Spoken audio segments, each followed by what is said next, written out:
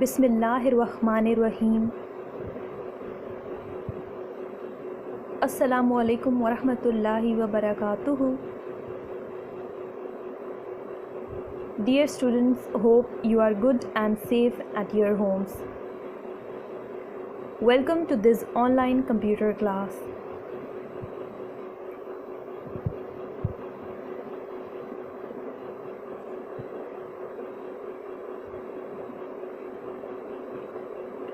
Our today's topics are: number 1 is fill in the blanks, and number 2 is match the columns. From page number 17 to 27 of book. In our today's lesson, we will discuss some important objective type questions of unit number 2 and 3 for midterm assessment. So let's start our today's lesson.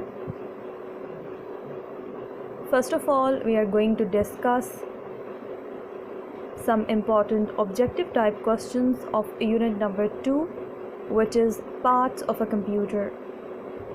And question number 1 is fill in the blanks. And blank number 1 is: a dash is a pointing device.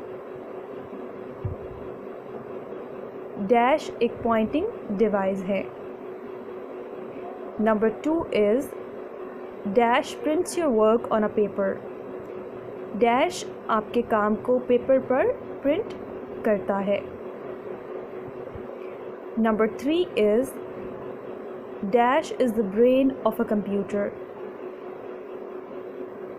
Dash computer का brain यानी दिमाग है. And blank number 4 is dash helps you to listen to music. Dash music सुनने में आपकी मदद करता है.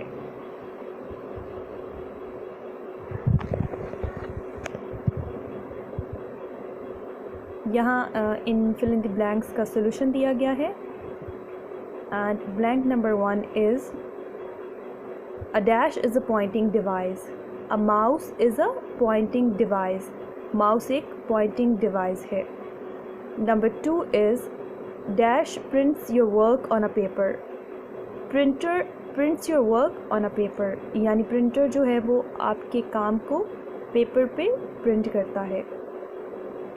Number 3 is dash is the brain of a computer. CPU is the brain of a computer. यानी CPU जो है वो कंप्यूटर का ब्रेन यानी दिमाग कहलाता है. And number 4 is dash helps you to listen to music. Headphone helps you to listen to music.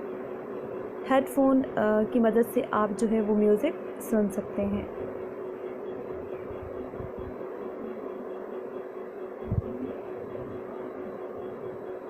And now we are going to discuss some important objective type questions of unit number 3, which is keyboard. And question number 1 is fill in the blanks. And blank number 1 is there are dash shift keys on the keyboard. Keyboard पर shift keys की जो तादाद है वो dash है, यानी keyboard पर dash shift keys होती हैं. Number 2 is dash key is also use to make letters capital on your monitor. Dash key जो है वो लेटर्स को यानी हरूफ को कैपिटल लिखने के लिए यानी बड़े हरूफ लिखने के लिए भी इस्तेमाल की जाती है. अगर आप मोनीटर पे बड़े हरूफ लिखना चाह रहे हैं तो आप इस की मदद से कैपिटल लेटर्स भी लिख सकते हैं. Blank number 3 is dash key erases the character on the right side of the cursor. Dash की मदद से आप कर्सर की राइट साइड से कैरेक्टर्स को इरेज कर सकते हैं. Blank number 4 is there are dash number keys on the keyboard. Keyboard पर डैश नंबर कीज़ होती हैं. And blank number 5 is dash keys have their own special functions. Dash keys के अपने कुछ ख़ास स्पेशल फंक्शंस होते हैं. और यहाँ इन ब्लैंक्स का जो सोल्यूशन है वो दिया गया है। And blank number 1 is there are dash shift keys on the keyboard. There are 2 shift keys on the keyboard. Keyboard पर 2 शिफ्ट कीज़ होती हैं। Number 2 is dash key is also used to make letters capital on your monitor. Shift key is also used to make letters capital on your monitor. यानी shift key की मदद से आप letters को capital भी लिख सकते हैं। Number 3 is dash key erases the character on the right side of the cursor. Delete key erases the character on the right side of the cursor. यानी डिलीट की जो है वो कर्सर की राइट साइड से characters को erase करती है। And number 4 is there are 10 number keys on the keyboard. यानी कीबोर्ड पर 10 नंबर कीज़ होती हैं 0 to 9। And number 5 is dash keys have their own special functions.